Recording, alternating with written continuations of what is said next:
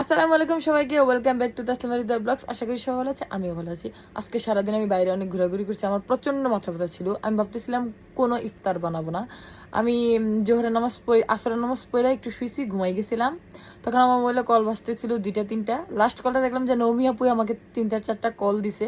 তারপর আমি ফোনটা ধরলাম। আপু বললো তুমি কি ঘুমাও? আমি হ্যাঁ আপু ঘুমাইতেছি, মাথা ব্যথা করতেছে। আপু আমার বললো তুমি একটু ফোন দিলে বাসার নিচে নেমে তোমার ভাইয়া আসতেছে। আমি কি কেন? তুমি কি ইফতার বানাই ফেলছো? আমি বলছি না। কইতেছে যে তোমার একটু ইফতার দিছি। আমি কি তুমি এটা কি করলা? তার মানে কি তারপরে আপু আমার লাগে একটুগুলা খানা পাঠাইছে। আমি অনেক অনেক ধন্যবাদ আপুরে। আমি খাবারগুলো আপনারা দেখাইতেছি। বিরিয়ানি, সাথে খেজুর, সালাদ, পুডিংও বানাইছে, ছোলা, বেগুনি, ডালের বড়া। অনেক অনেক থ্যাংক ইউ আপু আজকের ইফতারের জন্য। Thank you so much.